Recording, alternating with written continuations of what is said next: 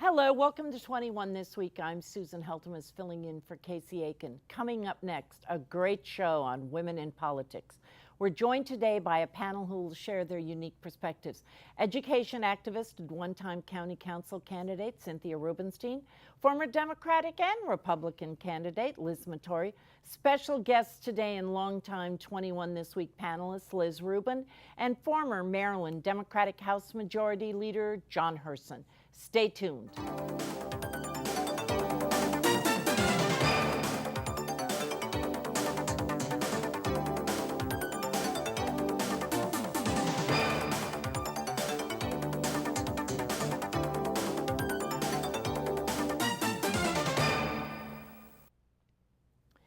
In this time of great tumult in national politics, sexual behavior has become daily fodder for all media and a common water cooler topic.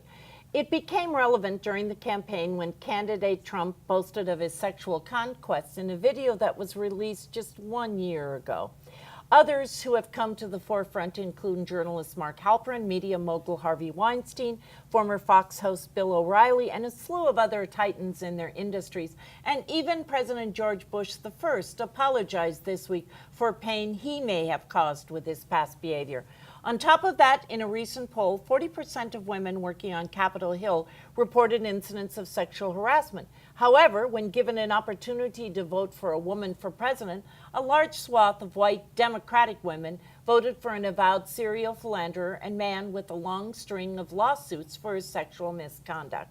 Liz Rubin, you've been a lifelong Republican. How do you explain everything that's going on at the national level?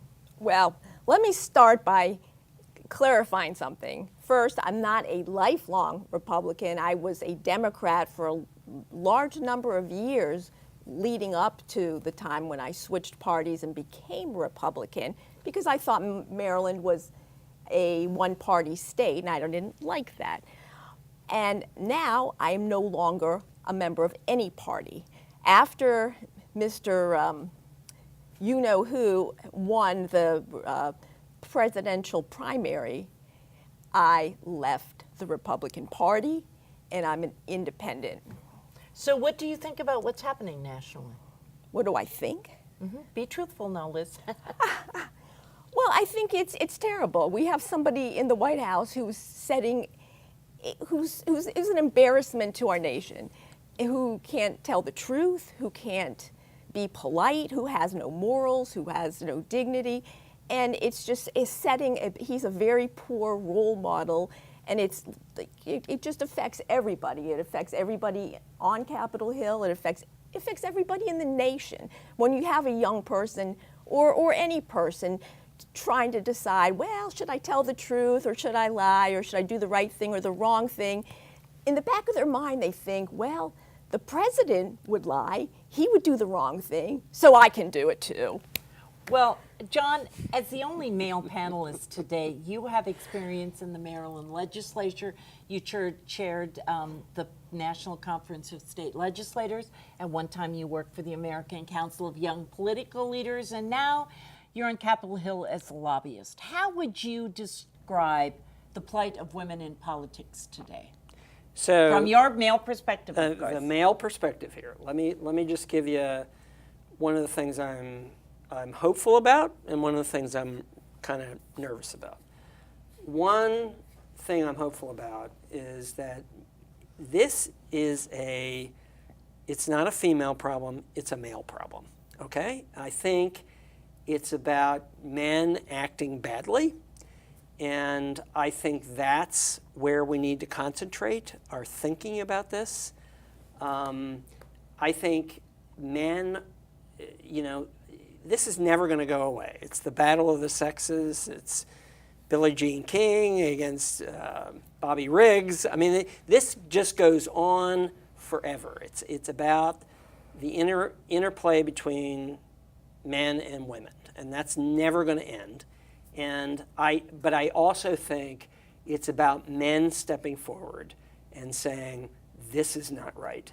You cannot do this. I have a story to tell you, which I take too much time, but I will tell it to you if you want. But it's about a guy who was a head of the Democratic Party in Florida, and I was on an international trip with him, and this international guy from Italy, not surprising, made some very derogatory comment about women, and this guy just stepped up and he said, you know, as Americans, we don't accept that kind of talk about women, and that's the kind of thing that needs to happen here, because I think that's the problem. And But are you hopeful that more women are going to be running? And oh yeah. I mean, I think that's that's the good side of this story, is that it's going to generate women being more involved. But I'm just telling you, as a problem, this is not going to go away until men start being the right kind of men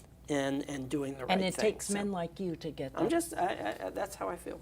So. Okay, now Liz, Matory, if you were in a lineup of voters, most observers would likely identify you as a Democratic voter based on your gender and race. In fact, in 2014, you ran as a Democrat in my District 18 for a legislative seat. Since then, you became an independent and then later a Republican, and you ran for Congress in the 8th Congressional District. What caused this transformation for you, and what do you think about what's going on? You have a unique perspective, I must say. I thank you, Susan. And you know, I wrote a book about that called Born Again Republican, just saying.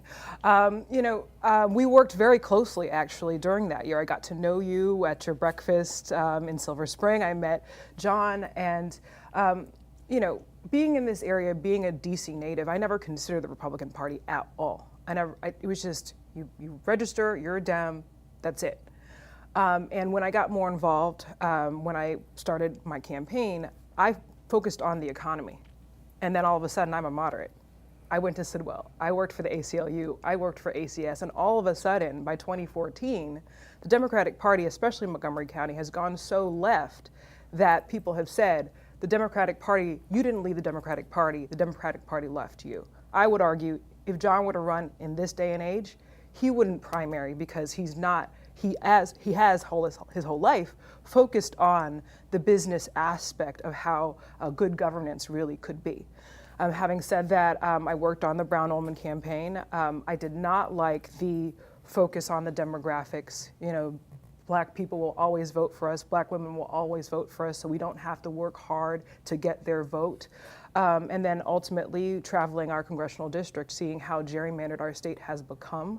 I left the party because that was injustice. And the excuse of, the Republicans do it anyway, to work in Ward 8, to see disenfranchisement, and then also to see the same disenfranchisement in a place like Damascus, all the way up to Thurmont, I thought was un-American, and I didn't want to be a part of that party. So what do you think, though, of what's going on now at 1600 Pennsylvania and all the Republican struggles that they're experiencing? So I would push back on the media and sort of the establishment, if you will.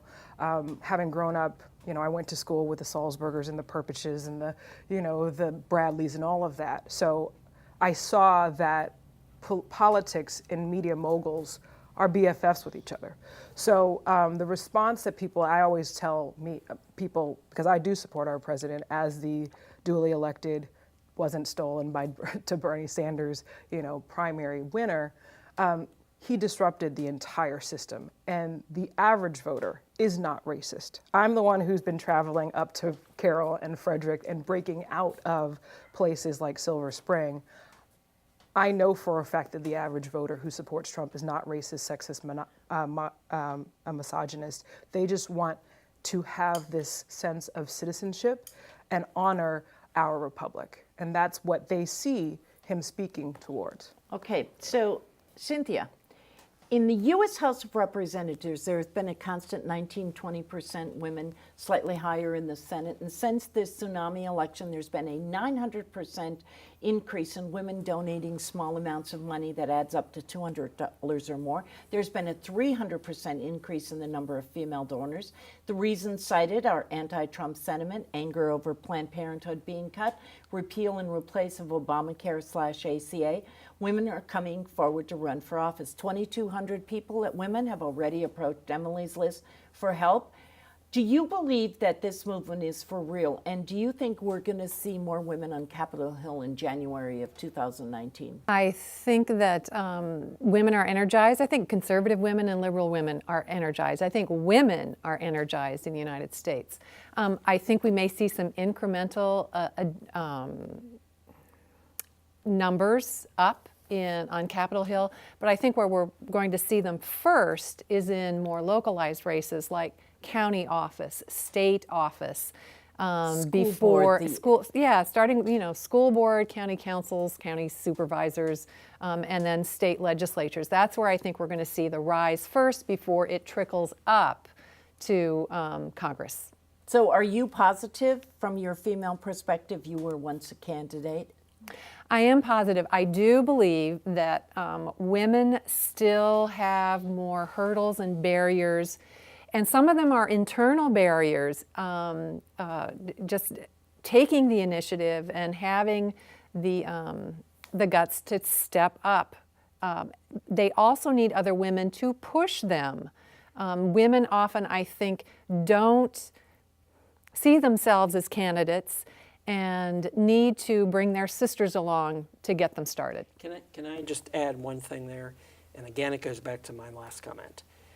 Women candidates need not just to have women, but they need men.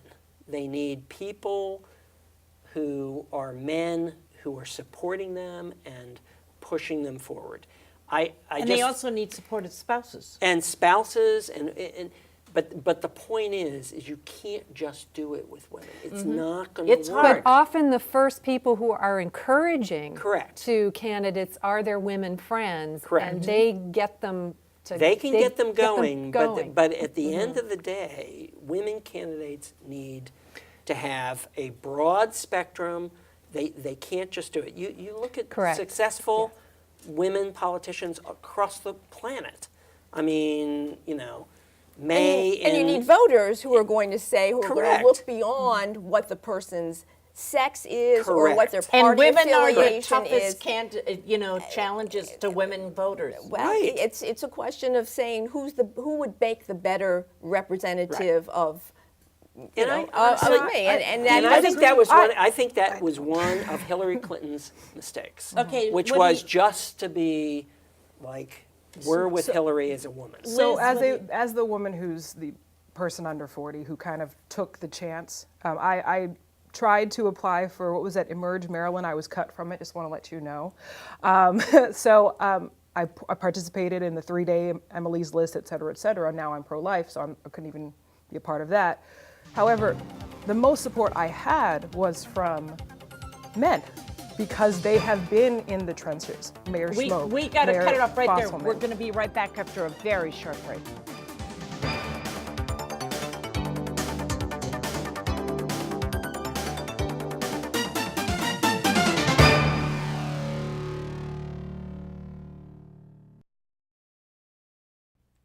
Historically, women wait longer to launch political careers after children are grown, reminding us all of the thought that women cannot have it all. Historically, women are still the primary caretakers and feel the obligation to put the needs of the family first. A primary example of that is former Majority Leader Nancy Pelosi. Women also do not run in the same numbers as men. Liz Rubin, you've been a keen political observer for a long time. Do you think the times they are really changing for women in politics? As John says, they probably are? Well, I believe so. The very first campaign I ever worked on was for Gladys Noon Spellman. Ooh. And she was a wonderful she was a wonderful congresswoman, and I was proud to be on her campaign. And I remember working at the malls, and I'd have these, not racist, what do you call them? These men come up, well, you shouldn't have a woman in Congress, and I'd get in these debates with guys who look like they've had, too many beers or something. But I would always battle it out with them. But now you don't have to have those kind of battles. It's sort of, we've reached the level where it's accepted that women can be,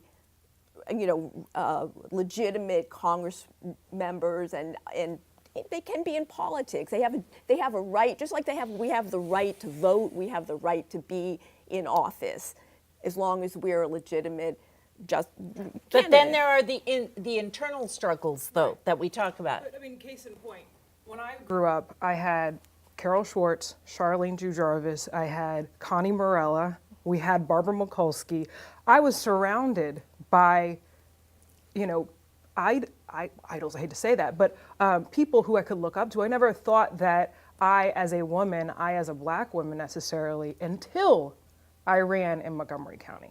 Montgomery County people would say, I am too educated and privileged to be the first black woman elected to the state house. If you think about it, we still haven't to this day elected a black woman from Montgomery County. The three were appointed. Pam King and Janelle Wilkins had to fight for those appointments because, again, in Montgomery County, we act as if we are perfect, but there is racism, there is sexism, particularly in that party. And when I saw that head on, I was like, I'm out. Okay, so John, as a longtime pol in Maryland, what do you tell women who are thinking about running if they come to ask you for advice? I say run, do it. I tell them very specifically, as I said previously, you need to have a broad base of support. It's not just about you being a woman. That's not going to get you elected. You need to have a broad base of support. You need union support. I mean, you know, I'm talking about Democratic primaries, which is different than a Republican primary, but you need to have a broad base of support. No, but definitely run. Don't think that being a woman precludes you from running. Okay, so when wrong. you were in office, did you have this sense of guilt that women usually have, that your children were home and you weren't there, and you know your wife was taking them to swim practice? I'm taking the Fifth Amendment. Okay, we know where that is. That's a problem. Okay, Liz Matory, will Republican women become more engaged and run for office in Maryland as a backlash or maybe inspiration to the sentiment currently espoused at 1600 Pennsylvania Avenue? Funny you asked that. We just had our conference of the Maryland Federation of Republican Women this week, and we made the point, more of us should run. But in places like Maryland and Montgomery County, people are afraid of even saying that they're Republicans because they have been bullied by their neighbors. So, and we also have to, don't forget, most women have been the first volunteers. Ever since Abigail Adams, we have been involved in politics. It's just a matter of, case in point, Valerie Irvin. She was pushed out of the primary to not run against Jamie Raskin. This happens all day, every day, particularly in that party. When it comes to Republicans, we don't think, oh, I'm a woman, I cannot run, but do we tend to have more conservative principles? Absolutely, and that is something that we need to consider. So, Cynthia, since this is Montgomery County's hardest hitting political talk show, I must ask, do you see gains coming in Montgomery County in next year's election? Well, there's the opportunity is certainly there because we are going to have at least 5 new county council members. There are 4 incumbents who, you know, if things are the usual way, will regain their seats, but there are 5 opportunities. There are a number of women who are running at large so far. There may be more announcing. And there is the county executive. And there is the county executive race. It's currently, those announced are men only, but on the offing there is a very qualified and well-experienced woman who's about to make an announcement.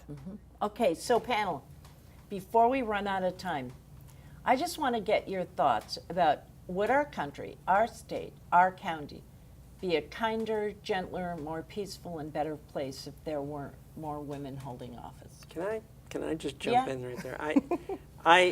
I think that's the wrong question. Okay, what question do you think it should be? Well, I don't know what the question should be, but I think it's kind of, I think again, kind of zeroing in on women candidates and how they might change the world is not the way women candidates should think. They should think about themselves being candidates in a broader perspective. Okay, since we're almost out of time, Right. Ladies, what do you think? You know, some of the adjectives you're using, I think, are problematic for women in government. I think Less war, perhaps? Well, let's work. Talk about thinking about being pragmatic, Problem and solvers. less prone to aggression, sheer aggression. Because women are strong. However, women when can we're be strong and can be and- definite. But when and- we speak up, we're considered Bitches and aggressive. I was wondering if I And could the say only that. That's the word we You know get what I called. mean? Let's be way honest. to get through that is to not stop speaking. What do you and think, using Liz? your voice. Totally agree The with you. only Cynthia. way. It's Liz? like, don't think of it as I'm being a bitch. It's like, just go for it. Yeah. And But you I are know the you best can- Liz, you can have women a real- politicians I've known have been. They go at it. And Liz, well, you let can Liz- have strong leaders. Like I remember when I was a Republican, I followed, and I looked up to people like Connie Morella, Joyce. Am I saying it right? Nancy Dasick. Cryer, Jane Rosser. Gene Sarah Rosser. Bray. I mean, Yeah. and these were wonderful leaders who had a lot of dignity, and they did the right thing. And those are, you have to look at the qualities, the leadership qualities that they have. And I think that there should be a bar for everybody, regardless of the And person's sex. Liz, what a lovely way to end it. This show went way too fast. Stay tuned for parting shots.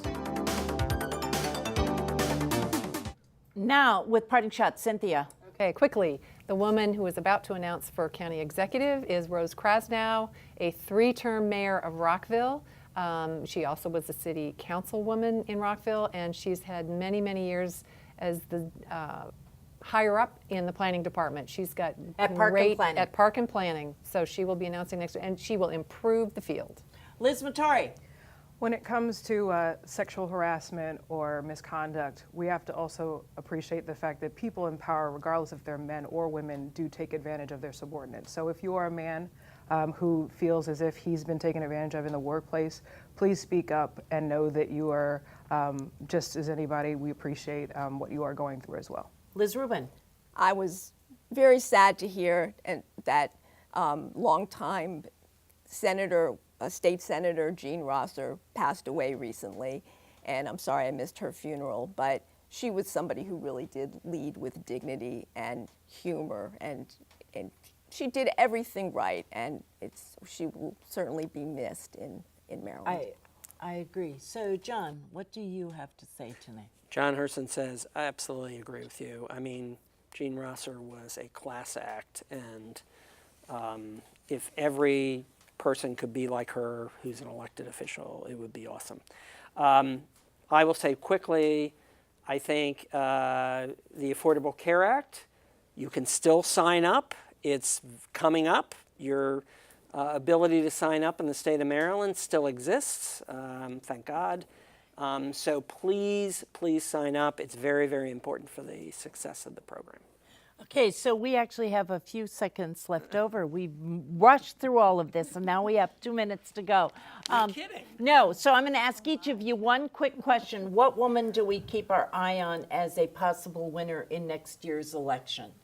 Oh my Liz. goodness, that is a lot. We don't have I do want Valerie Irvin to do something. Okay, John Hurson. Susan Heltemes, are you running for something? You need to run for something. No, I'm not running for anything. Liz, is there a woman you think of, statewide, local, whatever? Well, I'm looking. The people I'm supporting right now happen to be men, like Larry Hogan and the mayor of Annapolis, Mike Panelides. But that doesn't mean there aren't quality women out there. Cynthia? Well, I think the county executive race can get much, much more interesting with the entry of Rose Krasnow because of her perspective As the and only her woman. as the only woman, and for the sheer reason of her experience and qualifications. She will change the discussions for that county executive race. And as the only woman. Women like to vote for women. I think we can probably all. women.